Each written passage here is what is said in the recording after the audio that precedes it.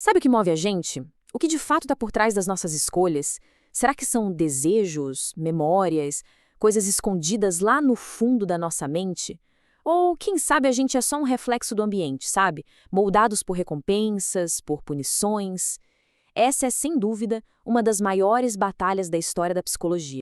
Pois é, a grande pergunta é essa: o controle está dentro da gente ou vem de fora? Lá no século XX, dois gigantes da psicologia deram respostas assim completamente opostas para essa mesma pergunta. E o debate que eles começaram, olha, moldou o jeito que a gente se enxerga até hoje.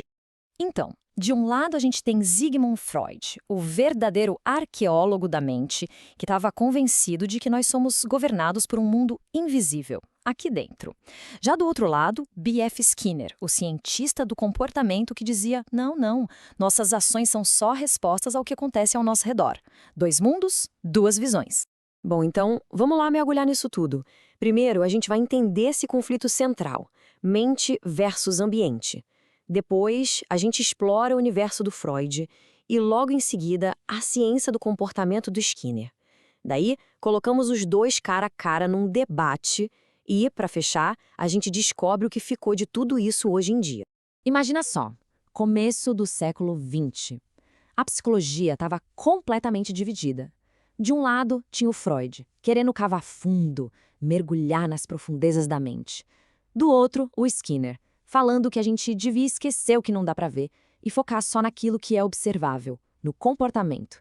Eram duas visões de mundo, sabe? Que mudaram para sempre o jeito como a gente se vê. Ok, vamos começar essa viagem com Freud. Para ele, a nossa mente consciente, aquilo que a gente percebe no dia a dia, é só a pontinha do iceberg. O que importa de verdade está lá embaixo, escondido nas profundezas. É o inconsciente. O inconsciente é a maior parte da nossa mente, de longe. Pensa nele como um caldeirão borbulhante, cheio de impulsos primitivos, desejos que a gente nem admite que tem, traumas reprimidos. Para Freud, são essas forças ocultas que, no fim das contas, ditam o que a gente pensa e faz. E o pior, na maior parte do tempo, a gente nem se dá conta disso. E como é que essa mente funciona na prática? Bom, Freud imaginou uma batalha sem fim entre três partes.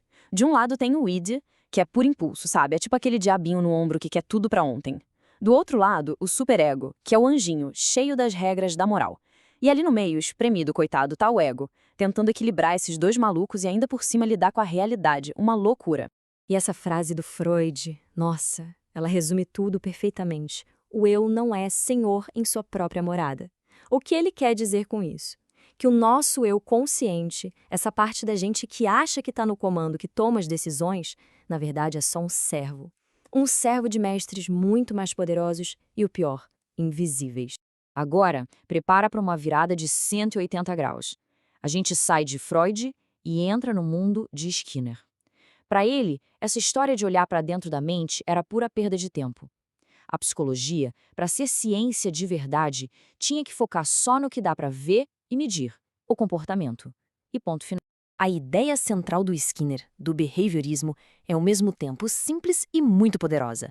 O que importa não são os sentimentos, são as consequências. O comportamento é moldado por elas. É quase como uma seleção natural das nossas ações.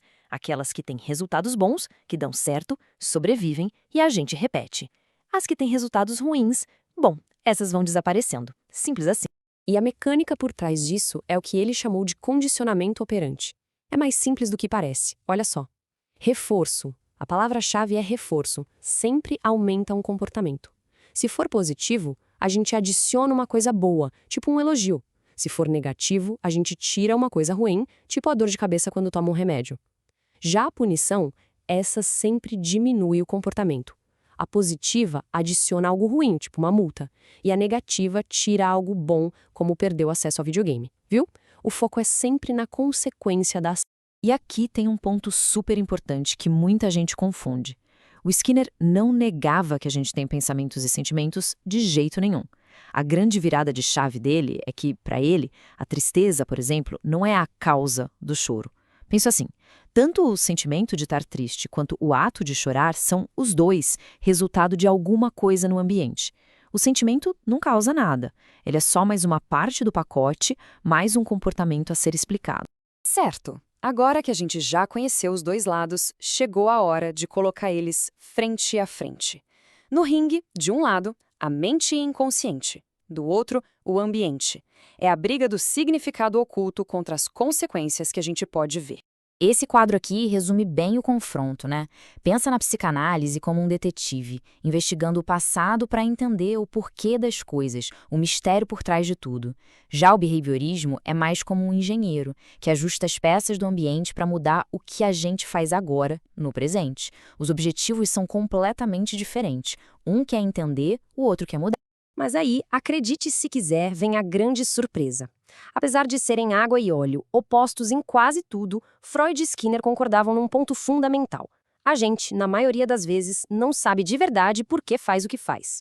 Para Freud, o motivo está escondido lá no inconsciente. Para Skinner, o motivo está na nossa história de recompensas e punições que a gente nunca parou para analisar. É incrível, né? Duas respostas totalmente diferentes para o mesmo mistério. E aí, no final das contas, quem venceu essa batalha? Bom, a resposta não é tão simples. A verdade é que nenhuma dessas teorias morreu. Elas evoluíram, se transformaram e até hoje moldam o jeito que a gente lida com a mente humana. Essa linha do tempo mostra bem essa jornada. A gente começa lá no início do século XX com a psicanálise do Freud. Chega no meio do século com o behaviorismo do Skinner. E aí, no século XXI, a coisa evolui para abordagens mais integradas, como a neuropsicanálise e as chamadas terapias de terceira onda. E o que isso significa hoje? Bom, a psicanálise está conversando com a neurociência, tentando achar as bases cerebrais do id, do ego, do superego, onde eles moram no nosso cérebro. Já o behaviorismo evoluiu de um jeito incrível, dando origem a terapias que, olha que curioso, usam os princípios do Skinner para ensinar a gente a aceitar nossos pensamentos e sentimentos, em vez de só tentar mudar o comportamento. Uma reviravolta e tanto.